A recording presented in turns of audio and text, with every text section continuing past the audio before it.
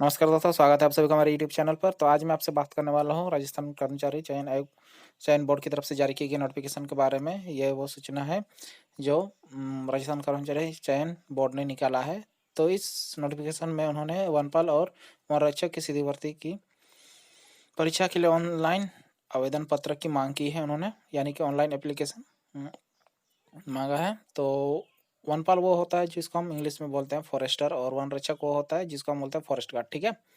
तो कितना सीट है, कितना आपका क्वालिफिकेशन होना चाहिए, क्या एज लिमिट होनी चाहिए, वो सारी चीज़ें हम इस वीडियो में डिस्कस करेंगे। तो मैं आपसे कहना चाहूँगा कि वीडियो में हम और आगे बढ़ें और इस नोटिफिकेशन के बारे में और हम डिस्कस करें उससे पहले कि चैनल अभी तक सब्सक्राइब नहीं किया तो चैनल को जरूर सब्सक्राइब कर लीजिएगा, क्योंकि फ्री ऑफ कॉस्ट है, एक पैसा नहीं लगेगा। अगर आपको इसी तरह का वीडियोस देखना है तभी कीजिएगा, नहीं आपको नहीं पसंद है तो मत कीजिएगा। ठीक है, सीधी बात है। तो यहाँ पे देखिएगा क्रम संख्या यानी कि सीरियल नंबर 1 और 2 दिया गया है, और पद का नाम यानी कि नेम ऑफ पोस्ट। और तो सबसे पहले नंबर 1 में है वनपाल। वनपाल यानी कि फॉरेस्टर। इसमें जो है गैर अनुसूचित क्षेत्र के लिए है 73 और अनुसूचित क्षेत्र के लिए है 14। तो टोटल जो हो गया सीट आपका 87 सीट हो गया। तो उसी तरह से देखिए वनरक्षक के लिए जो है गैर अनुसूचित क्षेत्र में 886 सीट है, और अनुसूचित क्षेत्र में 155 55 हाँ 55 है। ठीक है। तो टोटल हुआ आपका 1041। ठीक है। तो अब आते हैं नीचे थोड़ा सा, ये तो हो गया उतना तो आप समझ ही गए होंगे। आवेदन कैसे करना है वो चीज़ दिया गया है आपको। ठीक है। ऑफिशियल वेबसाइट है यहाँ पे, वहाँ पे जाके आपको रजिस्टर्ड होना होगा। रजिस्टर्ड करने के बाद जो SSO ID जो आपको मिलेगा उसके थ्रू ऑनलाइन आपको लॉगिन होना होगा, उसके बाद ही आप अप्लाई कर सकते हैं। यहाँ पे हम वो चीज़ नहीं देखेंगे, हम यहाँ देखेंगे यहाँ पे दिया गया है, देखिए कि इस हेतु अभ्यर्थी द्वारा 30 रुपया यानी कि आवेदन पत्र भरने हेतु 20 रुपया और 10 रुपया परीक्षा शुल्क जमा करने हेतु। ठीक है। तो यहाँ पे दिया गया है कि अगर आप ई मित्र कियोस्क पर जमा करना होगा। ठीक है, यहाँ पे देख लीजिए।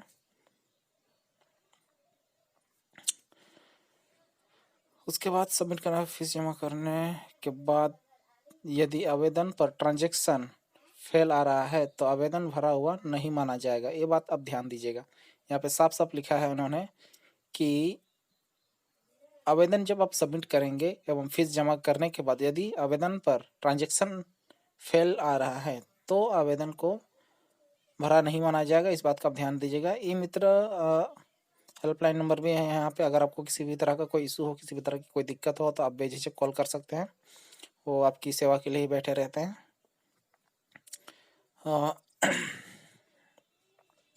नीचे और थोड़ा सा देखिए, यहाँ पर जैसे दिया है अभ्यर्थी अपने SSO ID में एवं पासवर्ड से लॉगिन करेंगे। इसके पश्चात डैशबोर्ड पर ऑनगोइंग रिक्वायरमेंट से संबंधित परीक्षा के पेज खुलेंगे। अभ्यर्थी ठीक है, तो इसे आप पढ़ लीजिएगा, क्योंकि अगर हम इसे पूरा डिस्कस करेंगे तो पूरा ज़्यादा एक आधा घंटा का वीडियो बनेगा।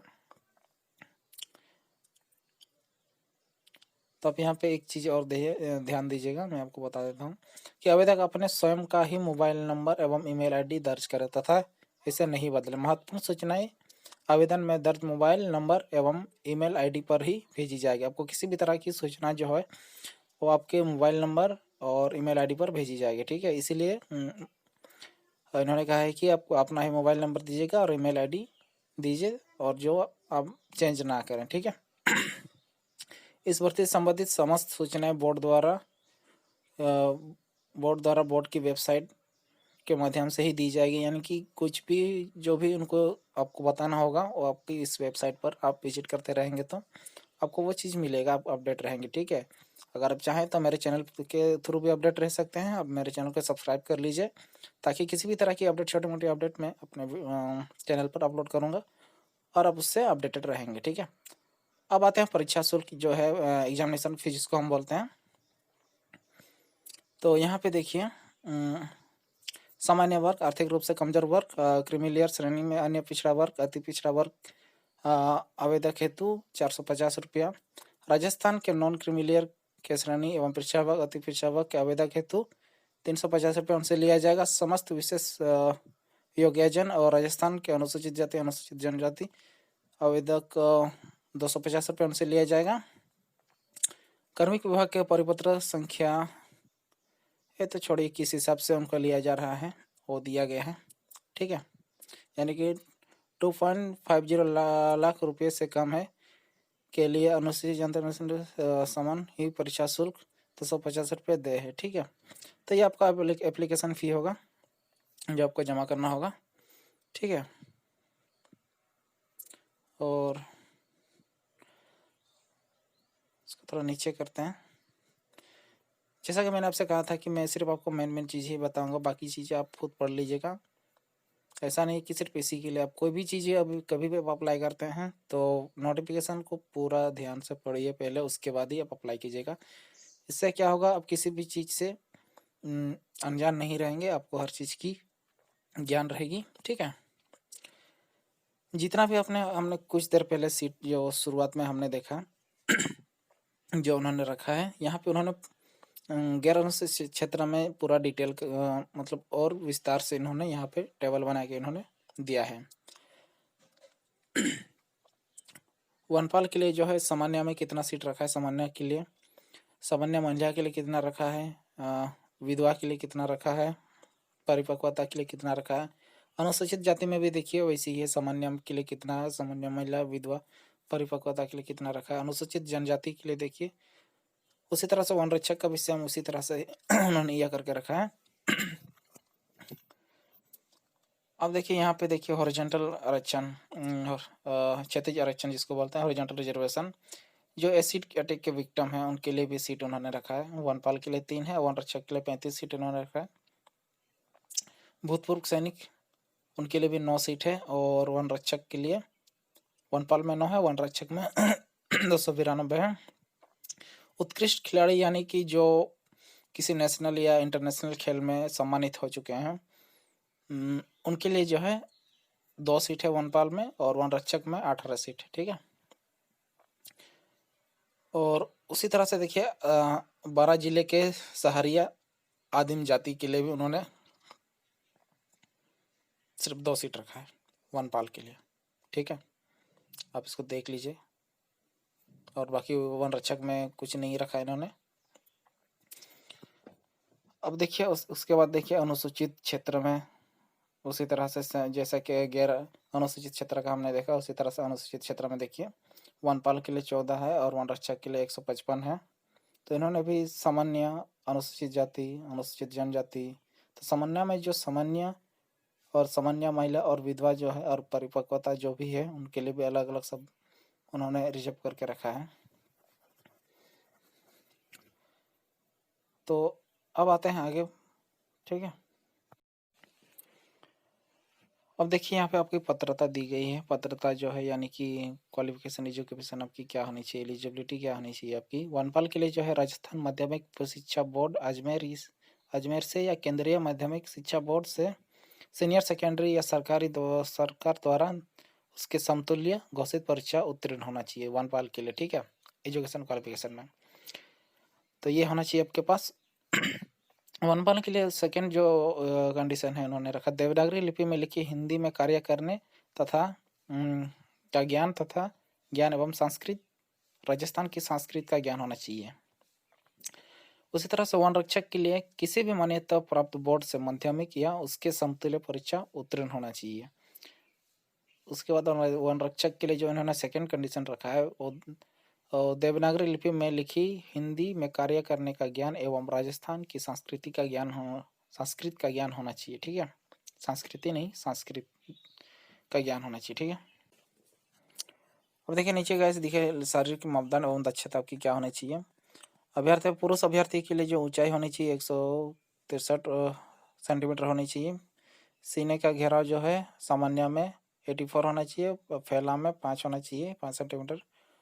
और उसी तरह से महिला का भी दिया है, तो महिला का 150 होना चाहिए, और छाती का जो है 79 है शायद।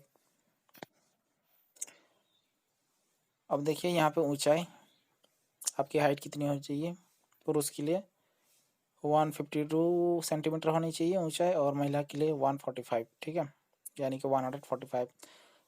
और सबसे ज़रूरी चीज़ और एक चीज़ है यहाँ पे, पदचाल, यानी कि पैदल जब चलते हैं, ये परीक्षण है, ठीक है, ये आपका टेस्ट होगा। पुरुष और महिला को जो है, पुरुष को 25 किलोमीटर चलना है 4 घंटे के भीतर, और महिला को चलना है 16 किलोमीटर 4 घंटे के अंदर। ये आपकी परीक्षा होगी, ठीक है, ध्यान दीजिएगा। पुरुषों के लिए जो है, और बाकी जो है सीटअप जैसे होना चाहिए, 1 मिनट में 25 सीटअप सबको मारना है। क्रिकेट बॉल थ्रो में आपको एक क्रिकेट बॉल आपको फेंकना है, वो भी कितना तक, 55 मीटर तक। तो ये सारी खूबी आपके अंदर होनी चाहिए। महिलाओं के लिए क्या है, खड़ी लंबी कूद 1.35 मीटर आपको होनी चाहिए। गोला फेंक यानी कि शॉर्ट पुट, गोला फेंक 4.5 मीटर। उसी तरह से शॉर्ट पुट जिसको बोलते हैं 4 किलोग्राम का होगा, वो भी 1.5 नहीं 4.5 मीटर होना चाहिए, ठीक है। और बाकी जो भी लटर पटर है वो आप सब देख लीजिएगा क्या क्या आपको करना है, नीचे बहुत सारा कुछ दिया हुआ है, तो इतना तो मैं आपको नहीं बताऊंगा, सिर्फ मेन टॉपिक ही आपको कवर कराऊंगा।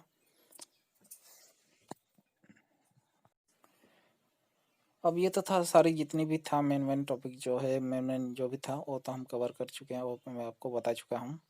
और यहाँ पे देखिए अन्य योग्यताएं जो है स्वास्थ्य से रिलेटेड है, आपका मेडिकल फिटनेस से रिलेटेड है। उसके बाद आपकी जो भी है चरित्र जिसको बोलते हैं वो भी होना चाहिए। यहाँ पे साफ उन्होंने लिखा है, वनपाल और वनरक्षक पद के लिए भर्ती के लिए उम्मीदवार का अच्छे मानसिक और शरीर स्वस्थ का होना जरूरी है, ठीक है। चरित्र के लिए भी सेम है, आपकी चरित्र अच्छी होनी चाहिए। राष्ट्रीयता भारत का नागरिक हो या नेपाल का प्रजनन हो, ठीक है, ये सब चीज़ें होनी चाहिए। एज लिमिट जो है क्या होनी चाहिए, 1 जनवरी 2021 तक मिनिमम एज जो है आपकी न्यूनतम आयु 18 वर्ष होनी चाहिए और अधिकतम 40 वर्ष होनी चाहिए। बाद बाकी जो भी आपको सरकार द्वारा जो भी कानूनन या नियमन जो भी आपको छूट मिलेगा वो तो आपको मिलेगा ही। वनपाल के लिए ये था। और वन रक्षक के लिए जो है 1 जनवरी 2021 तक मिनिमम 18 वर्ष होनी चाहिए आयु, और अधिक से अधिक 24 वर्ष होनी चाहिए। स्पष्टीकरण, वन रक्षक और वनपाल परीक्षा का आयोजन वर्ष 2015-16 के बाद में नहीं होने के कारण समस्त आवेदकों को अधिकतम आयु में 3 वर्ष की छूट दी जाएगी। ये चीज़ आप ध्यान देखिए, ये चीज़ अच्छा है। सो गाइस आपको इतना तो क्लियर हो ही गया होगा। अब बढ़ते हैं और नेक्स्ट की ओर और देखते हैं और क्या क्या है। तो गाइस अब हम बात करते हैं, देखिए 12 नंबर पॉइंट में देखिए, परीक्षा शुल्क जमा करने एवं ऑनलाइन आवेदन पत्र भरने की अवधि, यानी कि अब कब से ये अप्लाई कर सकते हैं, फ़ी कब से जमा होगा। फ़ी और अप्लाई जो होगा एक ही डेट से शुरू होगा, यानी कि यहाँ पे देखिए 8/12/2020 से स्टार्टिंग होगा। और लास्ट डेट जो है फ़ी और फॉर्म सबमिट करने का लास्ट डेट 7/1/2021 है, ठीक है। परीक्षा का माह एवं दिनांक ये जो है वो बाद में एक नोटिफिकेशन के जरिए आपको सूचित किया जाएगा। वो अभी कोई तय नहीं हुआ है कि कब होगा कब नहीं होगा। अनापत्ति प्रमाण पत्र के संबंध में ये उनके लिए है दोस्तों जो पहले से नौकरी करते हैं, ठीक है। अब आते हैं, हम देखते हैं कि इसका जो फ़ोटो और सिग्नेचर का साइज़ क्या होना चाहिए, वो चीज़ आप देख लीजिए। आवेदन तो आपको कर ही लेंगे।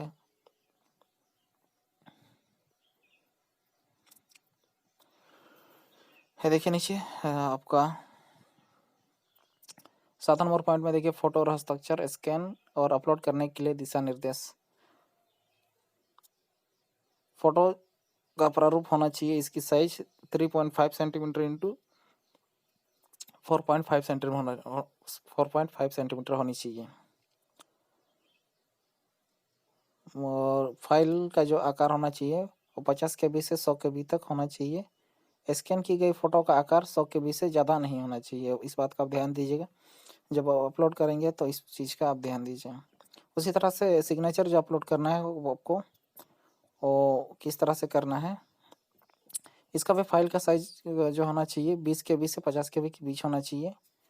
और फ़ोटो का न्यूनतम पिक्सल जो है, उसका पिक्सल में साइज अगर हम बात करें तो 280x80 इसका होना चाहिए।